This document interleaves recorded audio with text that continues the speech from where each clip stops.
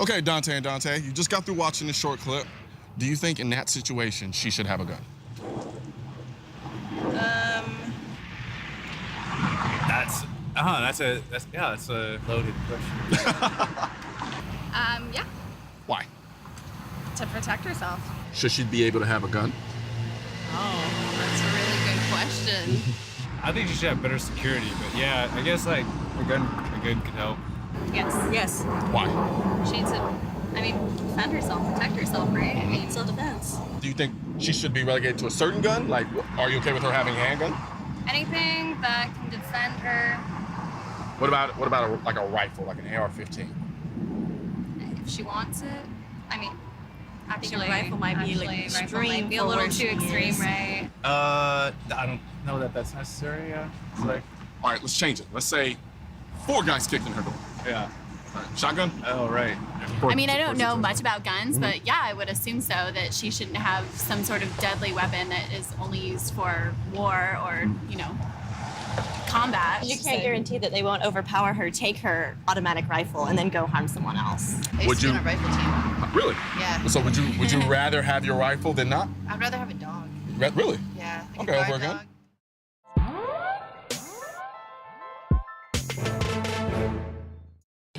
Take a guess at how many of these people have ever stared death in the face. Yeah, I'm thinking the same thing. If you go and buy a gun for self-protection, it's because you've either taken the time to imagine yourself in some very uncomfortable situations, or you were lucky enough to survive one. Guns make you confront your own mortality, something no one in my generation wants to do. They'd rather live in their own make-believe imaginary world where bad things only happen to other people than take the necessary precautions to be ready to confront danger whenever it decides to appear. Which is fine with me, really. We're free to be naive, but when people start to impose their own naive worldview onto me, that's when we have a problem. If you talk to any cop, they will tell you that one of the best forms of defense, especially around your home, or if you're out walking, is to have a dog. Not true. At least a dog that barks. What about a dog who knows the person that's now trying to hurt you? Wow, okay, all right. So you might have problems there. Like, for ages, I grew up really thinking if something goes wrong, as long as I have my phone, I'm good. So what happens after you hit 911 and the guy's standing in front of you? The problem is, I don't believe if I have a gun, you say I'm gonna go out and practice to learn, okay, go to class. If this guy puts a gun, then you're gonna shoot him. So I just think if a guy puts a gun on me, it's gonna be in my pocket. And I'm gonna be shot anyway. But one thing you're misunderstanding is that the only scenarios that you're gonna find yourself in is somebody just pulling a gun out on you. There are tons of other scenarios where you are more advantageous by having the gun on you, right? I agree. So you haven't really ever felt the need to own a gun?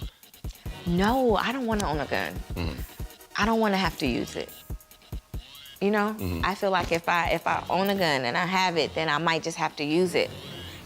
There's that predicament, right? It's like, okay, well, if I strive for peace, would having a gun mean that I'm not a peaceful person, right? Because if I have one, that means I have to be willing to use it. And I haven't really gotten to the place where I know that I'm willing to use it. I don't think we need a gun. Why? I don't know. I don't feel like... You never found yourself in a situation where you felt threatened? Have I ever found myself in a situation where I felt like I needed to shoot someone? No. You think that's incapable of happening? Absolutely not. This becomes more broader of an issue because what I've encountered quite a bit is people don't want to take the responsibility of protecting their lives. There's an old saying you may have heard once or twice. Live every day like it's your last. But what if it didn't have to be your last? What if you had the means to turn what could have been your last day into the day that you took your life back? So we have 2 fears. We have someone attacking you, being in a situation where you may need a gun to protect yourself, and then we have a gun that inherently right now you're afraid of because you don't know very much about them. But you can take the time to actually learn more, become proficient with the gun in order to use it to possibly defend yourself, you know? Absolutely. So which of the 2 fears would you pick? If I'm sleeping in bed at night and it's 2 o'clock in the morning and somebody kicks on my door, are they there to bake you cookies? I'm not that naive. I understand that in the real world, violence happens, crimes happen, right? Okay, so if somebody was coming at you with a gun and trying to kill you, would you prefer not to have a gun in the situation even if you don't know how to use it? No, I would rather have one. The one reason why most people think guns are scary is the very thing I believe which makes it the most adequate means to protect yourself. They're easy to use. pick up a gun, you pull the trigger, and you shoot.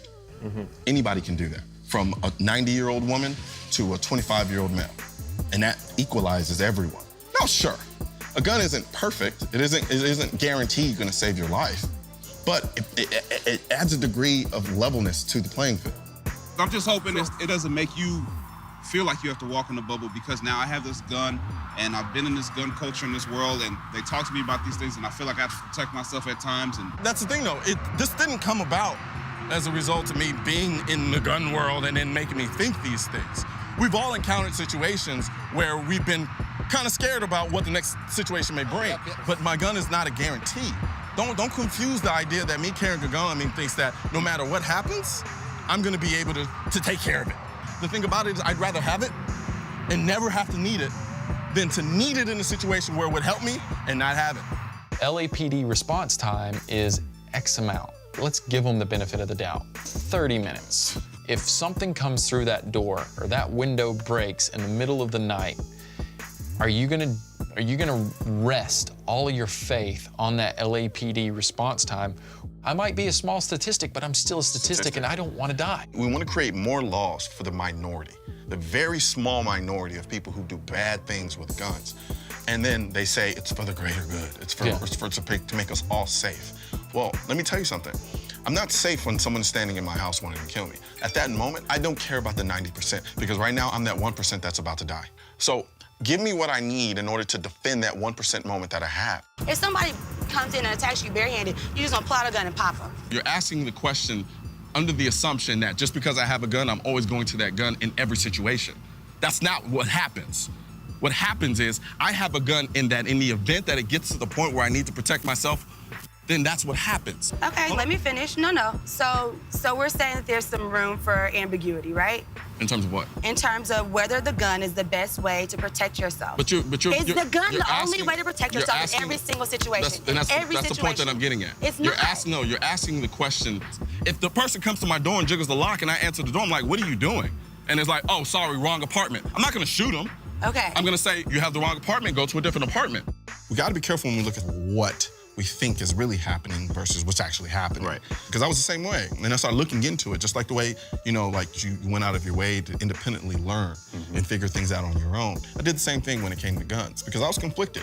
But then when you start to read and research and then kind of investigate a little bit further, you start to understand the distinctions between reality and perception.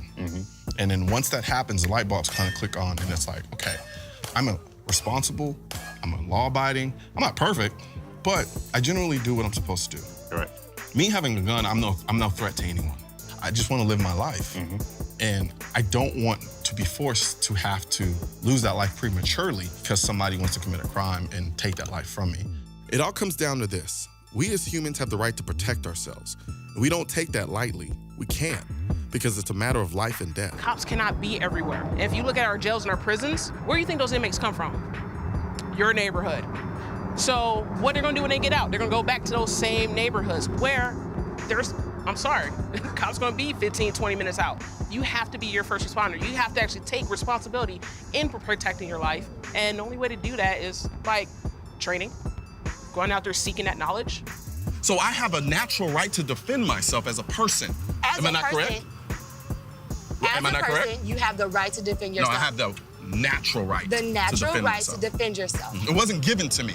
I own it. And no one can take it. I inherently own it. You inherently own a right to protect it's yourself. not a privilege, It's right? not a privilege. So because it's not a privilege, you don't then have the privilege to tell me that I can't own it. I don't need a document to tell me that. All that document does is reminds me, hey, guess what? You have this right. It's because from a common sense standpoint, I have the right to defend myself however I choose to defend myself. At the risk of sounding like a street corner evangelist, this freedom will only continue as long as we're willing to speak out for it. I'm so sick of hearing about the so-called national conversation we're supposed to be having. It's time we had a local conversation. Get off Twitter, back away from cable news, and go meet your neighbors. Talk to someone new, introduce yourself, get uncomfortable. That's how we stay free.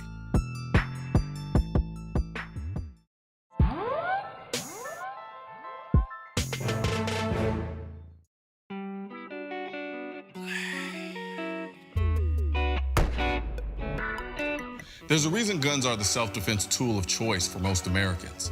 They're incredibly effective, extremely easy to use, and readily accessible to people who don't have the money, ability, or the time to become the next crouching tiger, hidden dragon. You don't have to be a sharpshooter to defend yourself with a gun. Whether you're a 25-year-old Olympic athlete or 65-year-old retiree, a gun puts you in the best position to defend yourself against a majority of attacks. However, that's not to say that carrying a gun doesn't come with a great responsibility. The day I got my license to concealed carry, my perspective on life changed. Every day from that point on, I would walk out of my house with something that could save my life and potentially take another. And that was serious to me. At the same time, I didn't just want to carry a gun and be able to shoot it in a self-defense situation. I wanted to be proficient with it. I spent hours researching bullet caliber, holsters, and gun choice. I finally settled on a Glock 19 RTF2 chambered in 9mm. I had the tools, but I still lacked the shooting proficiency. That's when I learned about the International Defensive Pistol Association, or IDPA. IDPA conducts shooting competitions which mimic real-life self-defense scenarios. I found a local match and started an IDPA Diaries shooting series on my YouTube channel. After 4 matches, I concluded I wasn't very good. I was more than good enough to deal with the typical self-defense situation, but I was nowhere near black belt shooting status. So now, here we are. My Glock 19 has had a bit of plastic surgery, courtesy of Salient Arms International, and though I stopped shooting IDPA matches, I definitely haven't stopped shooting. At this point, I can't help but wonder how much improving have I done between the first IDPA match and now.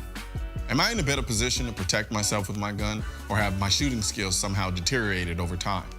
I decided to find out and put myself through the same course as my IDPA courses years ago and see how I do.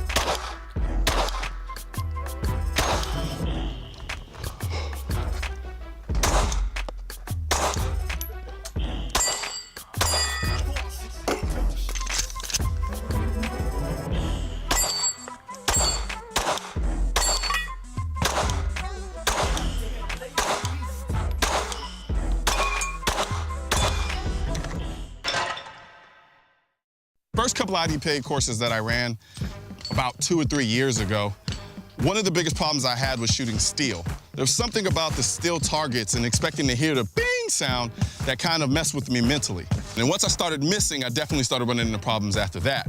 I will say that over time, I've become more accustomed to shooting steel and I've gotten more comfortable with it. Now, do I feel like I'm in a better position to protect myself with a gun at this point? I think so. But all of that stems from me continuously shooting over a period of time. And I think that's important for people to understand that shooting is a perishable skill, and that's not something that once you got it, you keep it forever. You have to continue to shoot, but doing better than you were is always a good thing.